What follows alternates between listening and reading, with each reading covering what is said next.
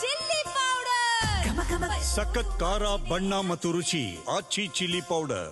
ಇನ್ನು ಇದಕ್ಕೆ ಸಂಬಂಧಪಟ್ಟಂತೆ ಜೆಡಿಎಸ್ ಮುಂದೆ ಕೈಕಟ್ಟಿ ನಿಂತಿದ್ರಿ ಅಂತ ಸಿಎಂ ಕೂಡ ಕಾಲೆಳೆದಿದ್ದಾರೆ. ಸಿಎಂ ಕಾಲೆಳೆದಿರುವಂಥದ್ದು ವಿಪಕ್ಷ ನಾಯಕ. ಸಮ್ಮಿಶ್ರ ಸರ್ಕಾರದ ವಿಚಾರವೂ ಭಾರಿ ಚರ್ಚೆಗೆ ಬಂತು. ಬಿಜೆಪಿ ಸ್ವಂತ ಬಲದಲ್ಲಿ ಅಧಿಕಾರಕ್ಕೆ ಬಂದಿಲ್ಲ ಅಂತ ಸಿದ್ದರಾಮಯ್ಯನವರು ಹೇಳ್ತಾ ಇದ್ದಂತೆ ವಿಪಕ್ಷ ನಾಯಕ ಅಶೋಕ್ ಅವರು ಎದ್ದು ನಿಂತು ಅದಕ್ಕಾಗಿ 2018ರಲ್ಲಿ ನೀವು ಜೆಡಿಎಸ್ ಮುಂದೆ ಕೈಕಟ್ಟಿ ನಿಂತಿದ್ರಲ್ಲ ಅಂತ ಕಿಚಾಯಿಸಿದ್ರು. ಅದಕ್ಕೆ ಸಿದ್ದರಾಮಯ್ಯ ನೀವು ಅಷ್ಟೇ 2006ರಲ್ಲಿ ಅವ್ರ ಮುಂದೆ ನಿಂತಿದ್ರಿ, ಈಗಲೂ ಅವರೊಂದಿಗೆ ಇದ್ದೀರಿ ಅಂತ ತಿರುಗೇಟನ್ನು ನೀಡಿದ್ರು. ಜೆಡಿಎಸ್ ಸಖ್ಯದ ಕುರಿತು ಇಷ್ಟೆಲ್ಲ ಚರ್ಚೆ ನಡೀತಾ ಇದ್ರು. ಜೆಡಿಎಸ್ನ ಎಚ್.ಡಿ. ರೇವಣ್ಣ ಮತ್ತು ಎಂ.ಟಿ. ಕೃಷ್ಣ ಹೊರತುಪಡಿಸಿ ಬೇರೆ ಯಾವುದೇ ಶಾಸಕರು ಅಲ್ಲಿ ಇರಲೇ ಇಲ್ಲ. ಅವರಿಬ್ಬರು ಚರ್ಚೆಯಲ್ಲಿ ಭಾಗವಹಿಸದೆ ಪ್ರೇಕ್ಷಕರಾಗಿ ನೋಡ್ತಾ ಇದ್ರು.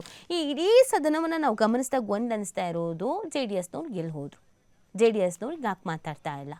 ಯಾಕಂದರೆ ಇಲ್ಲಿ ಇದ್ದಿದ್ದೇ ಇಬ್ಬರು ಜೆಡಿಎಸ್ನಲ್ಲಿ. ಈ ಜೆಡಿಎಸ್ ಬಗ್ಗೆನೇ ಇಷ್ಟೆಲ್ಲ ಮಾತಾಗ್ತಾ ಇತ್ತು.